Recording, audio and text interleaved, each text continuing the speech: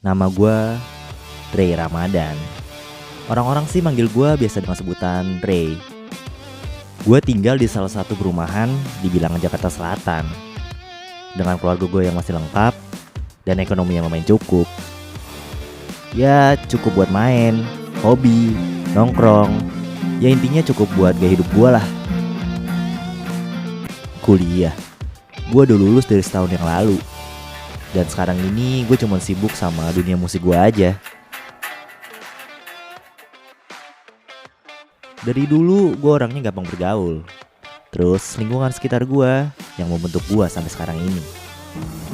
Ya gaya hidup dan pola pikir dan lingkungan yang bebas lah. Dan ditambah lagi orang-orangnya gampang berbaur. Cocok banget buat gue yang gampang adaptasi. Tapi ada satu lingkungan yang belum gue mengerti sampai saat ini, yaitu lingkungan orang-orang yang taat agama.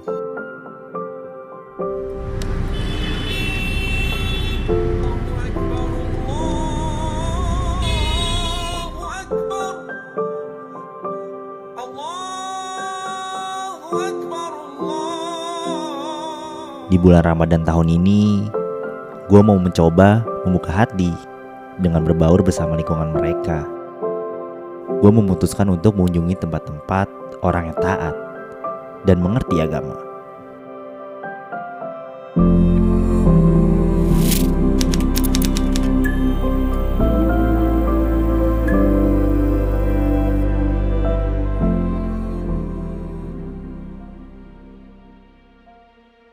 Sucinya diri dan hati adalah dasar dari semua aktivitas yang nantinya akan gue jalani.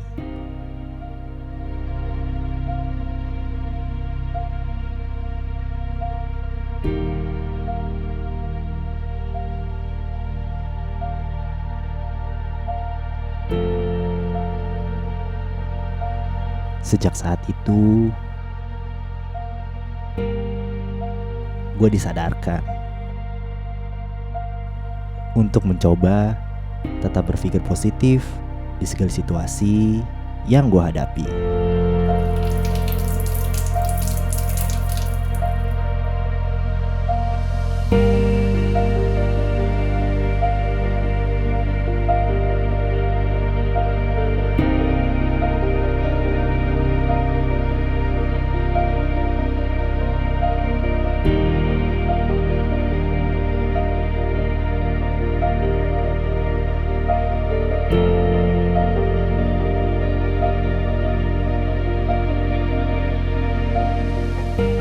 Mas, maaf.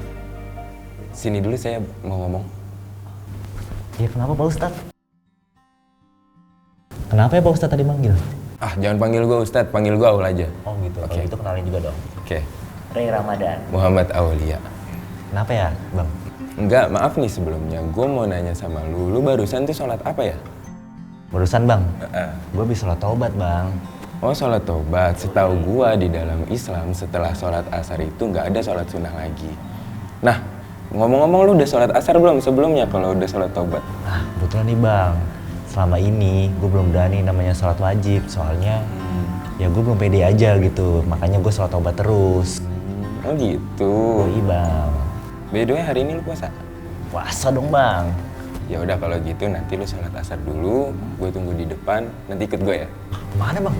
Udah, ikut aja. Gue tunggu di depan ya. Oh gitu, itu gue sholat dulu ya Bang ya. Oke.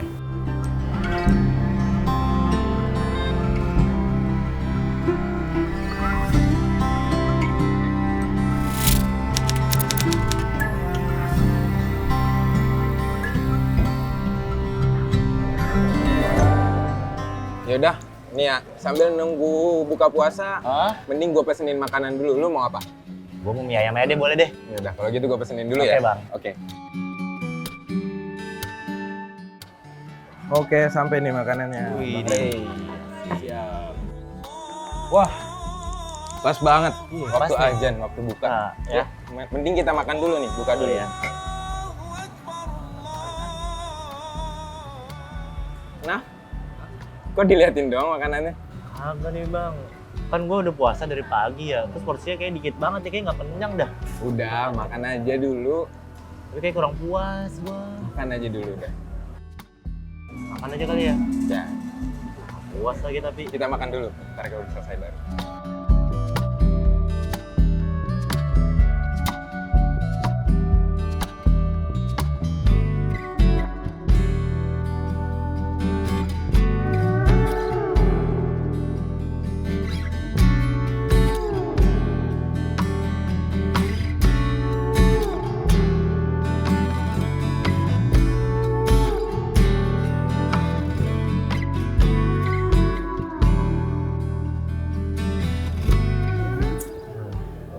Gimana? Kenyang? Ya lumayan lah bang. Walaupun kurang dikit lagi sih. Ya gitu, sama halnya kayak sholat. Jangan nunggu kita ini merasa pantas untuk sholat wajib. Tapi kita lihat bagaimana usahanya, bagaimana ikhtiar. Gitu, bener juga tuh ya. Tapi kenapa sih kita harus sholat? Ya, kalau misalnya kenapa kita harus sholat? Sebenarnya, kalau yang gue tahu ya,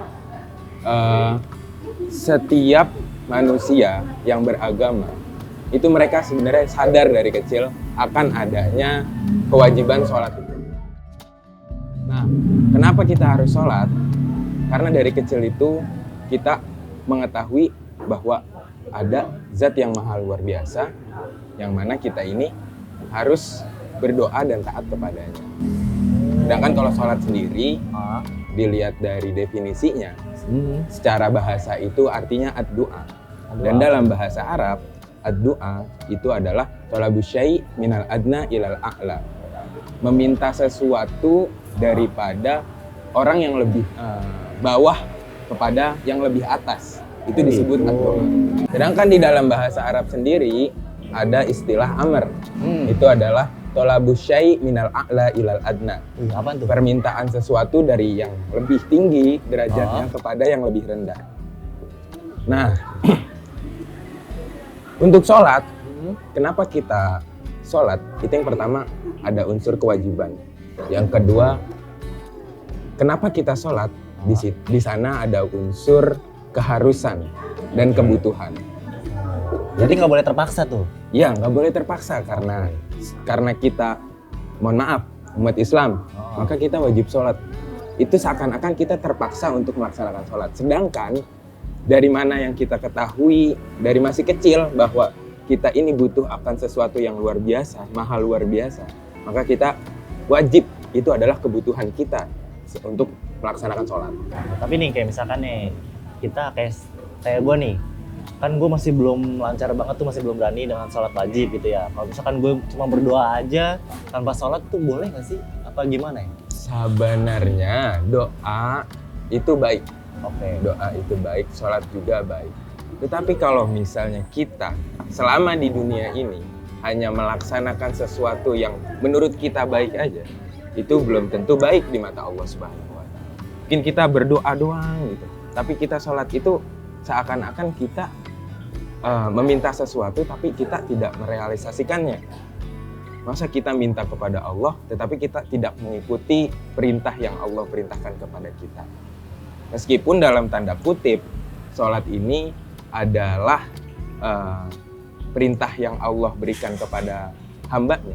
Meskipun sholat ini secara tidak langsung menurut kita itu wajib. Meskipun kita tidak diperintahkan oleh Allah, kita pasti akan butuh untuk melaksanakan sholat. Nah, itu yang dimaksud doa.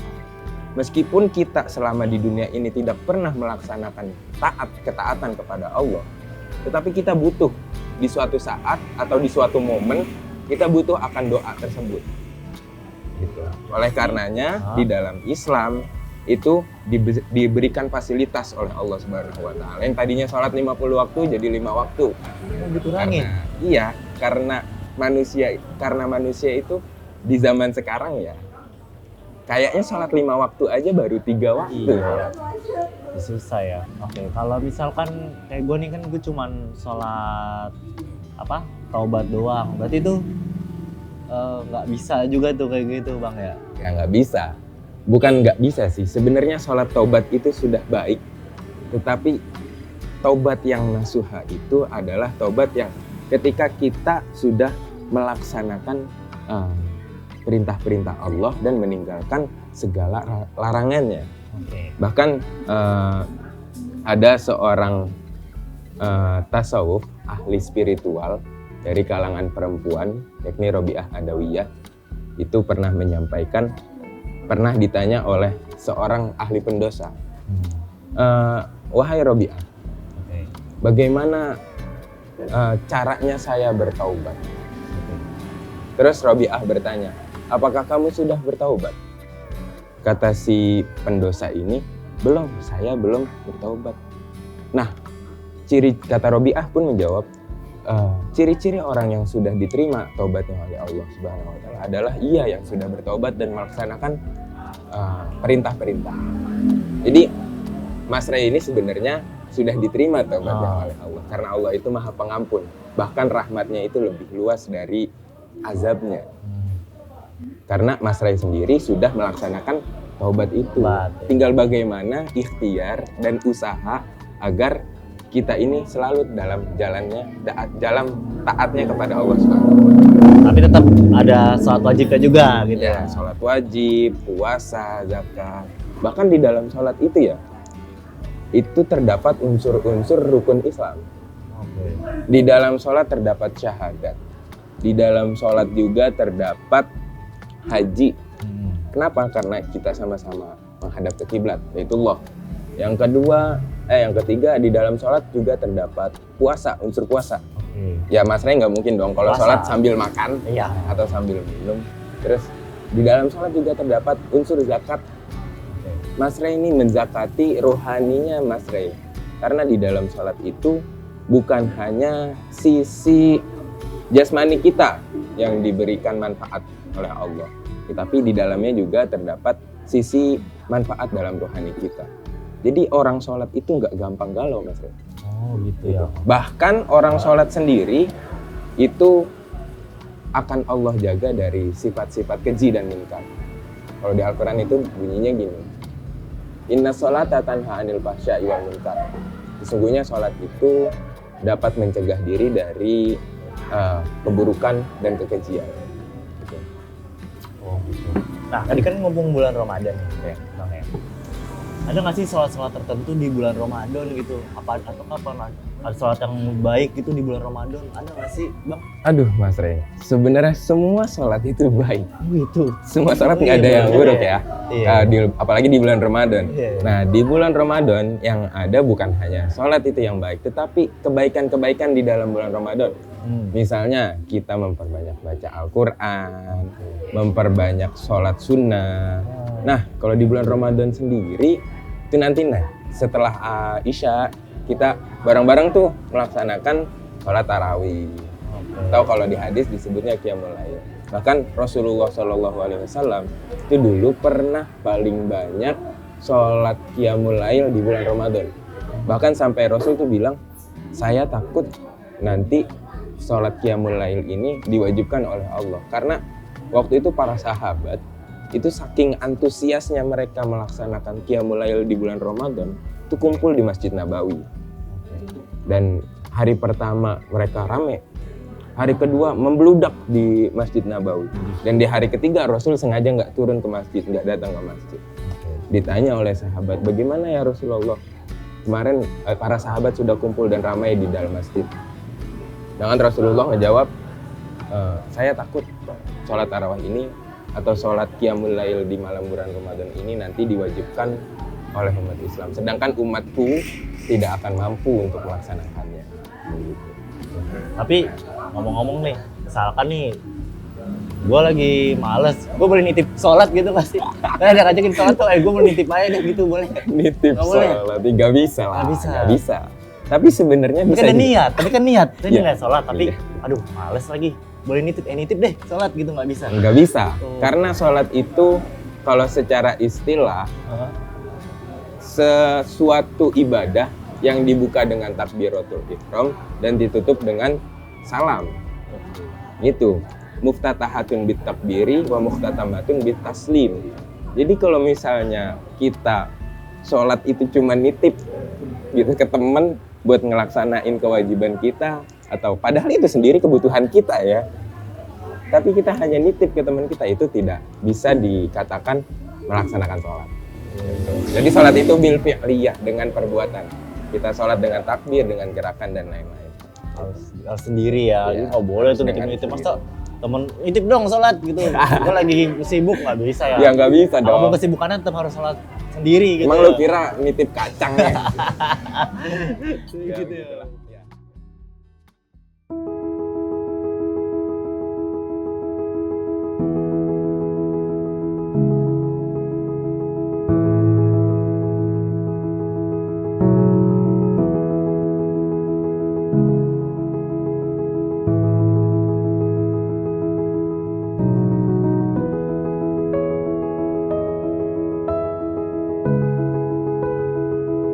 Dari sini gue belajar, sholat itu tiang agama.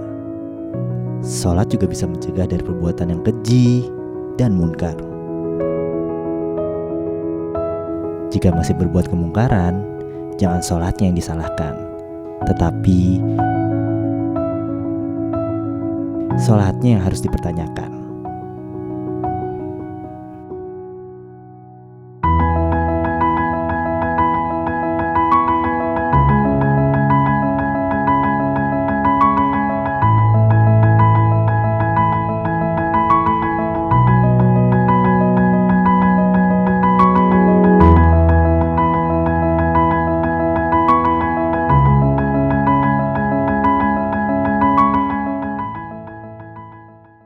Mana ya, cuman nanti malam biasa nggak temen ada ngajakin.